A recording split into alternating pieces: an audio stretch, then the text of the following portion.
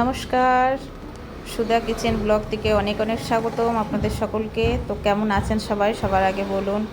তো আজ হচ্ছে মঙ্গলবার, বাজে সকাল 7টা। তো দেখতে দেখতে কিন্তু দিন চলে যাচ্ছে, মাস চলে যাচ্ছে। আর পাশের বাড়ির গাছের লিচুগুলো কত বড় হয়েছে দেখুন। এক গাছ লিচু হয়েছে। প্রত্যেক বছর গাছে এরকমভাবেই লিচু হয় এই গাছটায়, আর আমরা তাকে তাকে দেখি। তো সে যাই হোক, আজকে কিন্তু ওয়েদারটা একদম আলাদা, মেঘলা মেঘলা, একটুকু রোদ নেই।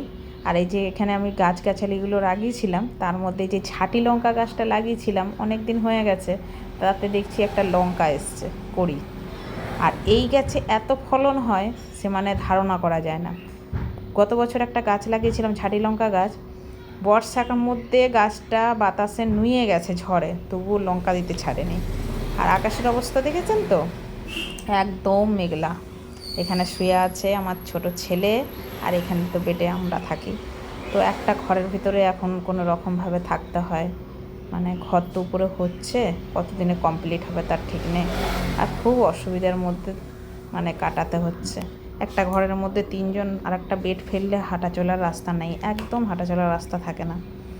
তো জানলা থেকে বাইরটা দেখাচ্ছিলাম, মানে ওয়েদারটা এত খারাপ। তো ভাবলাম যাই, ওয়েদার তো খারাপ, পেটে তো কিছু দিতে হবে, একটু কিছু করা যাক হেলদি।